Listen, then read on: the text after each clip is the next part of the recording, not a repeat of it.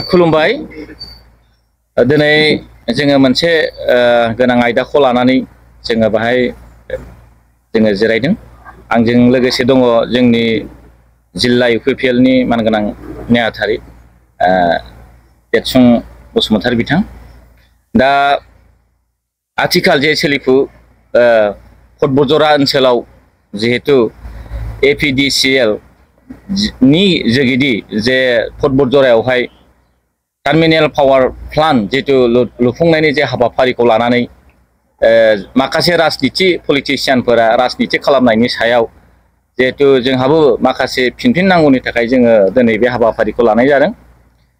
दा बेवहाय आङो गिबियावनो फोरमायग्रोनो लुगैयो जे फटबजरा ओनसोलखौ जौगाहोनायनि थागिदाजों जोंनि आथिखालनि BTR नि मानगोनां प्रमद बर' दैदेननाय जितु सरकारा बेवहाय जितु APDCL नि जुगिदि जे टार्मिनेल पावार प्लान्ट जितु बे लुफुंनायनि हाबाफारिया जिहेतु बेवहाय जागोन दा बेखौ लानानै जोंनि गोबां रायजो राजा गामिनि रायजो राजाफोरजों सावरायलायखांनायनि उनावहाय दा बेवहाय गोबां राजनिति सोलिदों। दा बिनि गिबियावनो आङो बेखौ फोरमायनानै गोजोननाय मोनगोन जिहेतु बे हाबाफारिया जागायनायनि सिगाङावनो फटबजरा ओनसोलनि रायजो राजाफोरा सरकारजों थामथि खेबनि थाखाय सावरायलायनानै बेवहाय बुजाफोरानि गेजेरजों बे हाबाफारिखौ जागायनायनि जे लामायाव थांबायमोन। नाथाय माखासे राजनिति जे पलिटिशियानफोरा बे खाबुखौ लानानै दिनै गोबां राजनिति खालामनो नाजादों। जिहेतु बेवहाय फटबजरा ओनसोलनि दसेबो गामिया बेवहाय फोथासेबो खुनु गामिया माने एफेक्ट जानाय बे खुनु एफेक्ट जानायनिफ्राय बाथ्रा गैया। जेराव सरकारा बुंदों जे गामिया फोथासेबो बाहाय नस्थ' जाया बरंस गामिनि थाखानाय गामिनि गोजानावहाय जे 300सो बिगानि बारलांनानैसो जिहेतु बे टार्मिनेल प्लान्टखौ जिहेतु बानायनायनि हाबाफारिखौ बेवहाय रेडि खालामनाय जादों। मानोना बेखौनो फोरमायनाय जादों जे गामिनि खुनु मानसिया खुनु गामिया सासेबो बेवहाय हाया बेवहाय नस्थ' जानाय नङा बा गामिया एफेक्ट जानाय नङा। थ' बे नोजोरखौ लानानै बेयाव पावार प्लान्टखौ जोङो बानायनो बाय थांखि लानाय जादोंमोन। दा बेवहाय जोङो माखासे पलिटिशियानफोर जिहेतु मैया दाख्लैनिफ्राय मुंखारि जाथावथाव जे प्रहलाद ब्रह्म बिथां आरो बिनिफ्राय मालती रानी दावराव देख्रेब बिथांमोननि माखासे दैदेननायाव जे रायजो राजाफोरखौ मिसगाइड खालामनो नागिरनायखौ नुनानै आरो रायजो राजाफोरखौ जोङो बेबायदि जाहाथे मिसगाइड दा खालामजाथों बेखौ नोजोर बोनानैसो जोङो दिनै बे बाथ्राखौ जोङो बुंनो गोनां जादों। मानोना रायजो राजाफोरनि सायाव अननाय मोजां मोननाया दिनै दङ हिसाबै दा बे प्रहलादमोन बादिनि मुंखौथ' जों लानो एसे उसुबिदा मोनो।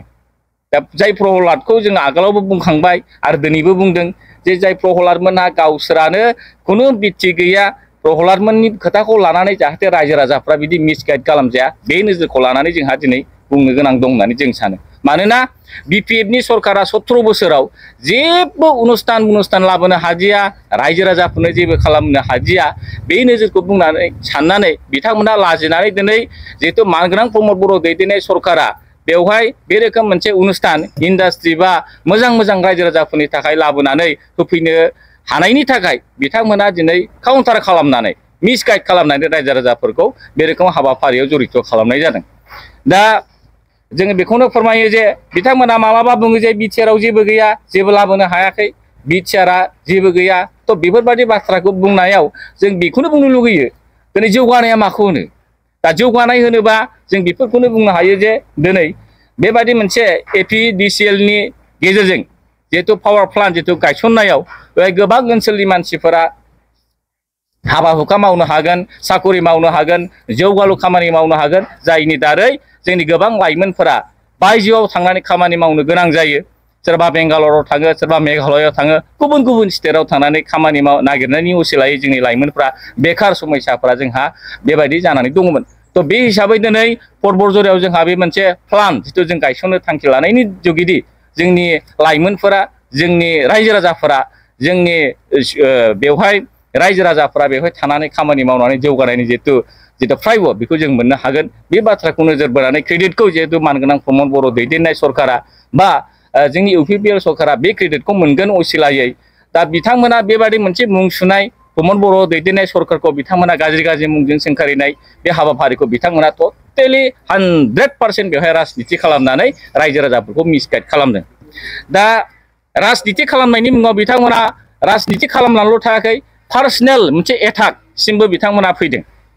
थ' आं बे बाथ्राखौ बुंनो लुगैयो दिनै मानगोनां एक्स MLA बनेन मुसाहारि मानगोनां बिथां आरो TCLCC नि मानगोनां उत्तम हाज'वारि बिथांमोननि मुं खारिनानै प्रहलाद ब्रह्मआ जे बिथां सानै आरो सानै साथामसो मानसिखौ दिनै गाग्लोबनो बिथोन होनाय बिथांनि स्पिचआवनो जों खोनानो मोनदों। थ' जों बेखौ गोरलै लायाखै आरो बेखौ रायजो राजाफ्रा गोरलै लानो नाङा होननानै आं सानो। मानोना सासे मानसिनि जिबनखौ पार्सनेलि एटाक खालामनाय, रायजो राजाफोरखौ थुनजलायना होनाय, बिथांखौ एटाक खालामनाय, गाग्लोबनाय, जिउ फोजोबनायनि हुमखि होनाया ओरैनो नङा थारमाने। थ' बे बाथ्राखौ लानानै जों दिनै बिराद सिरियास जादों। मानोना प्रहलाद ब्रह्म बायदि मानसिया, दावराव देख्रेबमोन बायदि मानसिया दिनै बिथांमोन बादिया थुनजलायनानै सोरनिबा जिउखौ जेबो गैथारै मोनसे पजिशनाव दोननानै गावसोरा थाखोमानानै बिथांमोना बाथ्रा बुंनो नागिरदों। थ' आं दिनै बेखौनो खावलायनो नागिरदों, जुदि रायजो राजाफोरनि दारै बिथाङा बिखा गाबमारदोंब्ला प्रहलाद ब्रह्मआ रायजो राजाफोरखौ अनखांनानै जुदि बुंमारदोंबा, आन्दलन खालामदोंब्ला, प्रहलाद ब्रह्मआ गावनो दिनै बिथाङा पेट्रल लुनानै सावनानै लाग्रोनायसाय। प्रहलाद ब्रह्मआ बे खामानिखौ मावनानै लाग्रो, मालायखौ थुननो नाङा, मालायखौ थुनजलायनो नाङा। दिनै बिथांमोननि इन्डिकेटआव दिनै मा जादों, सोरबाया माने बे रोखोम गावनि जिउखौ फोजोबना लानाय, सोरबाया माने बे रोखोम सोरखौबा माने एटाक खालामनानै बुथारनाय, न' घेराव खालामनाय, बिसिम माखासे थुनजलायनाय हाबाफारिया प्रहलादनि दारै, दावराव देख्रेबनि दारै बे खामानिया दिनै जागासिनो दं। थ' इन्डिकेट खालामनायनि सिगां, सोरखौबा बिथोन होनायनि सिगां दावराव देख्रेबा प्रहलाद ब्रह्मआ गावनो पेट्रल लुनानै सावनानै लाग्रो, जों बेखौ हय होनगोन। बेखौ खालामनो नागारै बिथांमोना थुनजलायनानै सोरखौबा गाग्लोबनाय, सोरखौबा थैनो बुथारनानै लानाय, बेबादि मोनसे दिनै बिथांमोना सिं थांनानै अर्गेनाइज खालामगासिनो दं आरो बिथांमोना आन्दलनखौ दैदेनगासिनो दं। दा बे बाथ्राखौनो बुंनानै बिथांमोना आरो बुंबावदों जे बे मोनसे गोथार थावनि फटबरजराया गुरुदेब कालिचरन ब्रह्मनि गामि, धोरोम फोसावगिरि बर' जाथिनि मोनसे उथुमाय होननानै बिथांमोना बुंदों। बे जायगायाव हा फाननाय, माबानाय, आरिनाय गोबां गाज्रि खामानि मावदों होननानै बिथांमोना दिनै प्रमद बर' दैदेननाय सरकारखौ मुं सुनो नागिरदों। बिनि सिगां, बाथ्राखौ बुंनायनि सिगां प्रहलाद ब्रह्मखौ जोङो सोंग्रोनो लुगैयो, नंगौ फटबरजराया बिराद मोनसे गोथार थावनि, जाय जेराव गुरुदेब कालिचरन ब्रह्ममोनहा जोनोम लादों आरो समाजखौ फोसाबदों। नाथाय दिनै बेखौनो नोजोर बोनानै जोंनि मानगोनां प्रमद बर' दैदेननाय सरकारा बे फटबरजरा ओनसोलखौ जौगानांगौ होननानै, बे फटबरजरा ओनसोलाव गासिबो बिथिङाव जौगानांगौ, सोलोंथाइ बिथिङाव जौगानांगौ, धर्म बिथिङाव जौगानांगौ, समाज बिथिङाव जौगानांगौ होननानै बे फटबरजरा ओनसोलखौ दिनै गोबां जौगानायनि हाबाफारि लादों। बेखौ दिनै बिथांमोना मानो हेल्प खालामनो हायाखै? दा बिथांमोना बुं, दिनै प्रमद बर' दैदेननाय सरकारा बे खामानिखौ मावनो थांनायाव बिथांमोना मानो थाखाय होबथादों? बिथांमोना 17 बोसोराव मा लाबोदों? बिथांमोना जे बुंदों बे जायगायाव मोजां मानसि जन्म जादों, मोजां गुरुदेब कालिचरन बायदि मानसिया जन्म जादोंब्ला बिथांमोना 17 बोसोराव बे जायगायाव मानो जौगानायखौ खालामनो हायाखै? बे जायगानि समयसाखौ बिथांमोना बे इमान गोबाव बोसोर सरकार सालायनायाव बिथांमोना मानो एसेबो साननो हादिया? दा बे बाथ्राखौ बिथांमोना एन्सार होयोबा मोजां। बिनि अनगायैबो जाय प्रहलादमोन बादिनि थाखाय दिनै आं बे बाथ्राखौसो बुंगोन, जाय प्रहलादमोन बादिनि थाखाय दिनै BPFआ जोबस्रांबाय। दा बे बाथ्राखौ लानानै जों रायजो राजाफ्रा दिनै एसे बुजिनाया दरकार दं होननानै आं सानो। दिनै माने जाय प्रहलादखौ आं खेबसे रिपिट खालामबावनो लुगैदों, प्रहलाद ब्रह्म बिथांखौ जोङो, बिथाङा जे सासे समाज बैखद, बे बाथ्राखौ आं खेबसे रिपिट खालामबावनो लुगैदों। आं गिबियावनो बुंखांबाय आगोलावबो जे प्रहलाद ब्रह्मखौ जोङो, बिथाङा समाजनि केलेंकारिजों जड़ित थानायनि थाखाय बिथांखौ जों एबसुनिफ्राय माने होखारनो बाध्य जादों। आरो जाय प्रहलाद ब्रह्मआ दिनै BPFआव थांनानै BPFनि जे आदर्शखौ मानिनानै सोलिनो हायैनि BPFनिफ्रायबो बिथाङा एक्सपेल खालामजादों, बारंबार एक्सपेल खालामजानाय, बारंबार समाजनिफ्राय बयकट खालामजानाय, बारंबार माने बिथाङा बेबायदि समाजनि बैकट जानाय मानसिया दिनै रायजो राजाफोरखौ मिस खालामनो हाया, खालामनो नाङा। आरो बे बाथ्राखौ ओंखायनो रायजो राजाफ्रा एसे मोजाङै बुजिनाया मोजां। दिनै जाय प्रहलादनि थाखाय, जाय प्रहलादा माने बेबायदि मानसि, माने सासे मोजां मानसिखौबो मा बेबहार खालामनांगौ, मानसिनि खुगायाव मा सय्य माने रावजों सोरखौ मा सोंखारिनांगौ, सोरखौ मा बाख्नायनांगौ, बेबायदि गियान गैयै सासे प्रहलाद ब्रह्मआ दिनै बे प्रहलादनि आखल आखुखौ बुंनानै फोजोबनो हाया। जाय सनाराम बिथांखौ सैमाराम होननो हायो, जाय रबिराम नार्जारी बिथांखौ लबिराम बुंनो हायो, जाय प्रमिला रानी जाय आन्दोलनखौ माने बिराद नेतृत्व होबोनाय जाय प्रमिला मानगोनां प्रमिला रानी बायद'खौ बिथाङा जार्सि गाय बायदिसिना रावजों बिथाङा बुंनानै सोंखारिग्रा अश्लील खोथा बुंनो हाग्रा बेबायदि प्रहलाद ब्रह्मआ दिनै रायजो राजाफोरखौ मिसगाइड खालामनो हाया। आरो बिनि फोरमाना जोंनाव दं। जों तन्न तन्न गासिबो फोरमानखौ जों होजोबलांनो हायो। जोंनि बयजोंबो अनसायजाग्रा बयजोंबो मोजां मोनजाग्रा भारतनि नायल' जाल' जोंनि रायजो राजाफोरनि आंगो नरेन्द्र मदि, जोंनि नरेन्द्र मदि प्राइम मिनिस्टार नरेन्द्र मदिखौबो बिथाङा हिजड़ा होननानै बुंनो हाग्रा बे प्रहलाद ब्रह्म, जाय प्रहलाद ब्रह्मआ बारंबार समाजनिफ्राय बैकट जानाय बेबायदि मानसिया जोंनि गोथार रायजो राजा पर्बजरा ओनसोलाव थांनानै राजनिति खालामनायखौ रायजो राजाफ्रा दिनै बयबो गावनि सुबिसार खालामनानै बिथांखौ डिसिसन लानांगौ।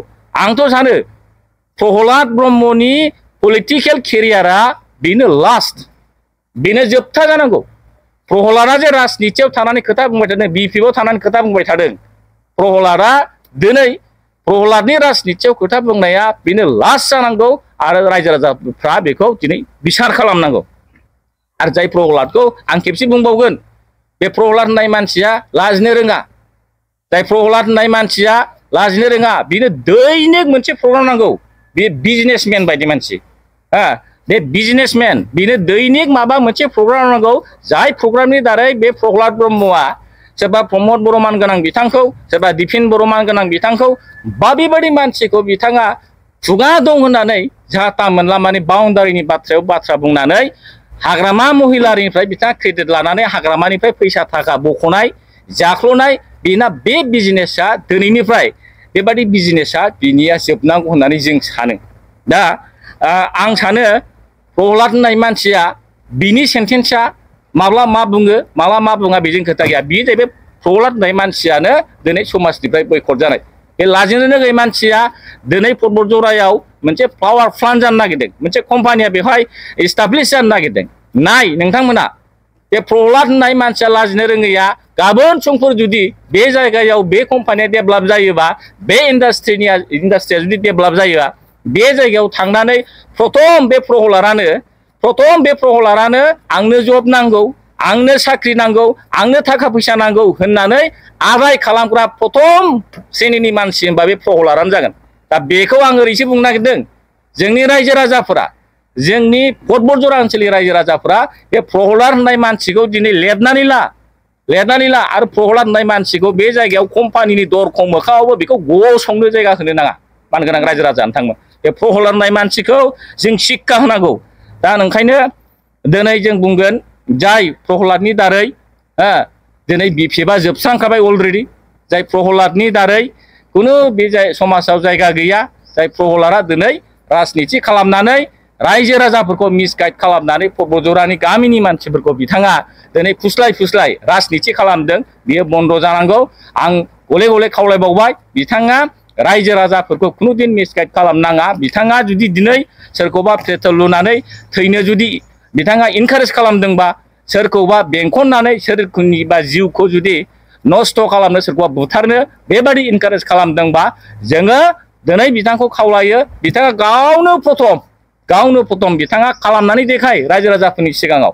रायजो राजाफोरनि थाखाय बिथाङा बिखा जुदि खाममारदोंब्ला, आन्दलन खालामबावनायनि बिथांनि गोसोआव जुदि दङब्ला, न्यायखौ जुदि बिथाङा लुगैमारदोंब्ला, बिथाङा खालामनानै देखाय। पेट्रल लुनानै सावना लानो हायो बिथाङा गावखौनो। दा बेखौ जोङो खावलायदों, मानगोनां रायजो राजा नोंथांमोन, जोङो खुनु सोरनिबा बुंनायाव जों बायास जाया, सोरनिबा थाखाय जोंहा बिदि एसेबां माने फिनथारनांगौ होननानै जों सानाखैमोन। नाथाय प्रहलादमोन बायदि सासे समाज बैकट जानाय मानसिया रायजो राजाफोरखौ मिसगाइड खालामनो थांनायलाय जों दिनै बायद'था जादों। दिनै प्रहलादखौनो जा, जोङो दिनै मालती बायद'खौनो जा, बा सोरखौबानो जा, जों बुंनो गोनां जागोन, खुनु दिन पर्बतजरा ओनसोलाव सान्थि, जेराव बेवहाय गोजोन थासारिखौ गायसननानै जोंनि मानगोनां प्रमद बर' सारा दिनै बिटिआरखौ दिनै सालायगासिनो दं। दिनै बिटिआरनि ओनसोलाव जथेस्थ' जों सान्थिया फैबाय। बेखौ नोजोर बोनानै बिथांमोना बोरैबा दावराव सृष्टि खालामनानै रायजोनि गेजेराव उल्लंघन खालामनानै समाजखौ नस्थ' खालामनो बिथांमोना बे रोखोम फायदा खालामनायनि थाखाय जोङो खावलायगोन बिथांमोना गासिबो बेबायदि राजनिति खालामनाया बेफार बानिज्यआ दिनैनिफ्राय गाबोननिफ्राय बन्द जानांगौ आरो जोंनो जिहेतु गोजोन बे पर्बतजरा ओनसोलाव बा जोंनि बिटिआर ओनसोलाव जिहेतु गोजोन बे गायसननाया सोलिबाय थानांगौ बेखिनिखौनो आसा खालामनानै जोङो दिनै बयखौबो जोंनि पर्बतजरा ओनसोलनि रायजो राजा आरो बिटिआर हालामनि गासै रायजो राजाफोरनिसिम खावलायो जे खुनु दिन बेवहाय राजनिति खालामग्रा पलिटिसियानफोरनि खोथाफोरखौ खोनासङाबालासे जोंनि ओनसोलनि जौगानायनि गोजोन थासारिखौ नोजोर बोनानै ओनसोल जौगानायखौ बयबो खामानि मावनो आगावगोन आं बेखौनो खावलायहरनाय जायो। गोजोन्थों।